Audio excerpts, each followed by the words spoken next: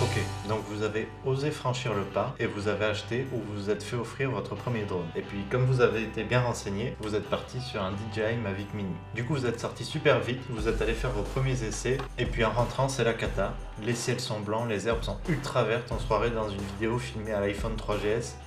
Et j'aime autant vous dire que c'était pas terrible. Mais pas d'inquiétude parce que dans cette vidéo on va voir ensemble comment passer gratuitement de ça à ça. Et donc comment transformer les vidéos qui sortent de votre drone pour en faire des plans impressionnants. Salut à tous et bienvenue dans ma première vidéo en français, je m'appelle Vincent, je suis ingénieur le jour et vidéaste la nuit et c'est notamment moi qui me cache derrière les caméras de la chaîne YouTube Scrinium Daffodils. Sur cette chaîne, je vais publier toutes sortes de conseils et de guides pour vous aider à améliorer vos vidéos et donc si le sujet vous intéresse, n'hésitez pas à vous abonner à la chaîne, comme ça vous serez sûr de ne pas manquer mes prochaines publications. Donc ce qu'il y a de génial avec le Mavic Mini, c'est que c'est comme d'habitude avec DJI, un produit assez disruptif, il combine facilité d'utilisation, qualité d'image, un prix super abordable et du coup ça en a fait un best-seller pour les fêtes de Noël 2019. Son seul défaut, selon moi, c'est sa faible capacité à régler la qualité vidéo et l'exposition des images.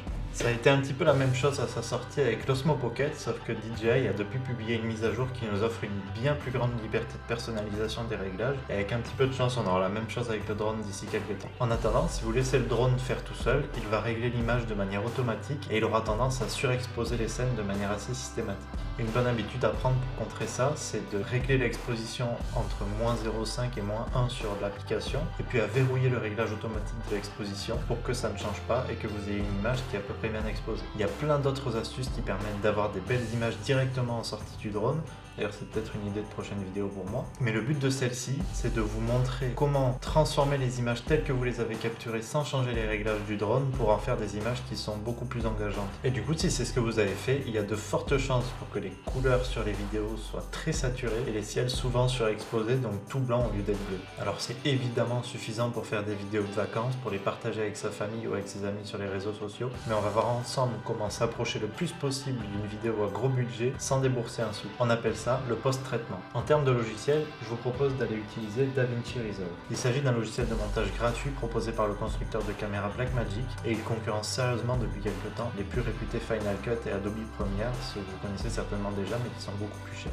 Il existe une version payante qui est orientée pour les très grosses productions, mais du coup elle ne nous intéresse pas vraiment dans ce contexte. Je vais vous mettre un lien pour télécharger la version gratuite de DaVinci Resolve dans la description de cette vidéo. Une fois le logiciel ouvert, on va aller créer un nouveau projet et puis se diriger directement vers l'onglet Cut que vous voyez ici en bas et qui permet de monter ces vidéos en les découpant. On va venir importer le plan qu'on a réalisé en drone dans le logiciel, le faire glisser sur la timeline comme on le ferait dans n'importe quelle autre vidéo de montage, et puis après on peut venir appliquer des coupes sur son plan vidéo en déplaçant le curseur comme ceci et en venant cliquer sur le ciseau qui se trouve à cet endroit. Hop, donc je place le début de mon plan, je vais jusqu'à la fin qui m'intéresse, je coupe à nouveau et puis après je peux venir retirer le début et la fin et j'ai mon plan qui est fait comme j'ai envie de le préparer. Donc maintenant pour aller corriger les couleurs de ce plan là, la difficulté avec les plans en drone c'est qu'il y a deux zones à traiter séparément. Il y a d'un côté le ciel, qui est la partie haute de l'image, et de l'autre le sol, qui est lui en bas. Du coup, ce qu'on va faire, c'est qu'on va tricher un petit peu, on va découper l'image en deux parties, une sur laquelle on va aller corriger le ciel, l'autre on va corriger le sol, et puis après on va superposer ces deux parties pour avoir une seule image au final qui est super bien corrigée. Donc on va se diriger vers l'onglet Color de DaVinci Resolve. Donc on voit ici un aperçu du plan, ici la liste de nos clips.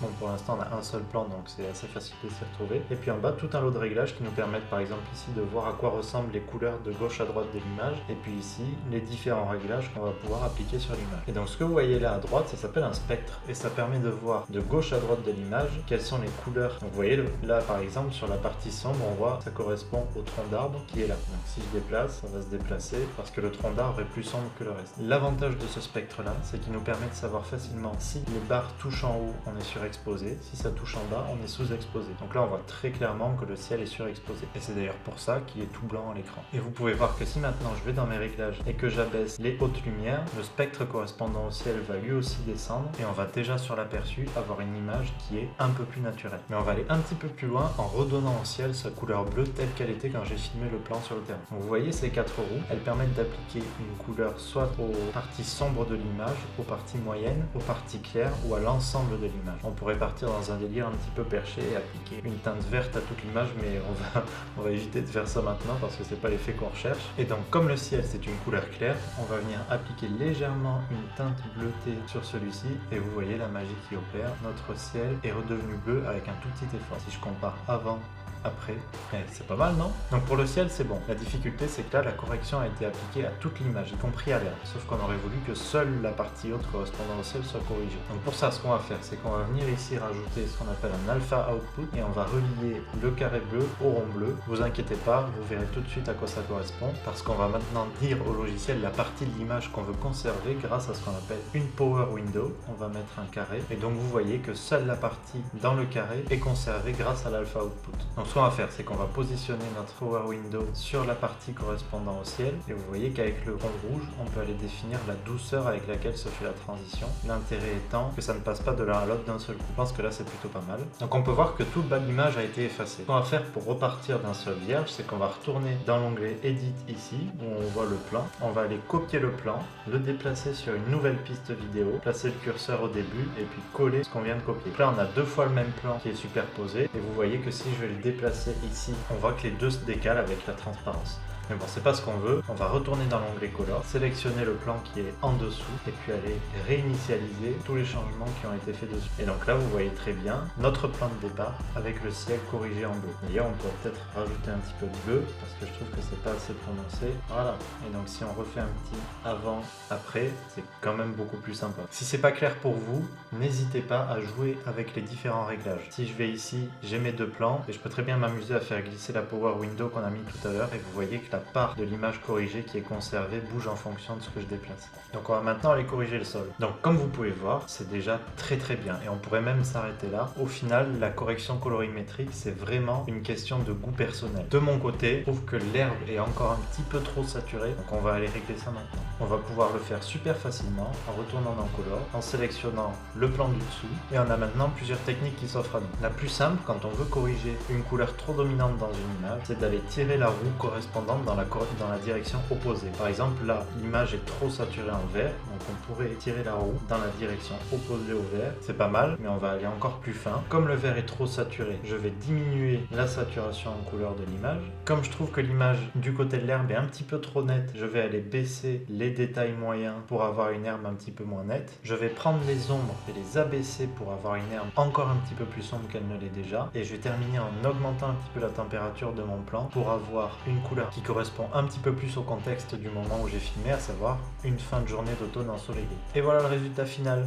C'est bien, non? Au final, on est passé d'une vue très basique à une vue qui est presque digne d'une vidéo pro. Donc comme vous pouvez le voir, j'ai créé deux autres looks avant de faire cette vidéo-là. On a d'abord l'image de départ, ensuite une première correction qui est sensiblement équivalente à celle qu'on a fait là, et puis une dernière où je suis allé complètement à l'opposé. C'est vraiment le même plan au départ. Sauf que là, on a l'impression de parcourir un paysage chaud et sec. C'est deux ambiances totalement différentes. J'adore modifier les couleurs d'une image pour essayer de les adapter à l'émotion que je cherche à transmettre à travers l'écran. Et c'est quelque chose qui est à la portée de tous et je vous encourage à vraiment jouer avec tous ces réglages pour vous les approprier et être capable de faire un petit peu la même chose par la suite. Ok, donc petit délire, je vous montre un dernier truc que j'ai essayé avant de tourner la vidéo. J'ai modifié les couleurs sur deux autres plans de drone que j'ai réalisé avec le Mavic Mini. J'ai rajouté quelques plans de coupe que j'ai récupérés sur Shutterstock et une musique de fond qui était dans ma bibliothèque d'effets sonores.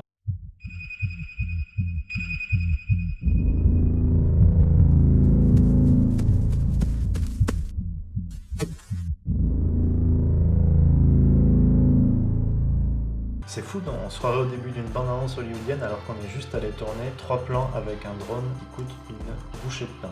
Et voilà, j'espère que la vidéo vous aura plu. Le but de fond de ce tutoriel, c'était de vous montrer que, ok, avoir une bonne caméra, un bon drone, ça aide, mais à partir du moment où le plan est bien cadré, l'exposition est bien réglée, on arrive toujours en faisant quelques réglages à obtenir une image qui est assez harmonieuse et un résultat qui est super sympa et personnalisé. Les techniques de post-traitement que je vous ai montrées là, elles sont ultra répandues, y compris dans l'industrie du cinéma et le milieu professionnel, où on cherche à acquérir des images qui sont les plus neutres possibles pour seulement après en post-production aller y appliquer un look spécifique à l'ambiance d'ensemble qu'on cherche à donner aux vidéos pour avoir plein de vidéos différentes qui collent toutes ensemble et se marient dans une atmosphère commune. Si la vidéo vous a plu, n'hésitez pas à la liker et à vous abonner à la chaîne et puis en attendant, on se retrouve dans la prochaine.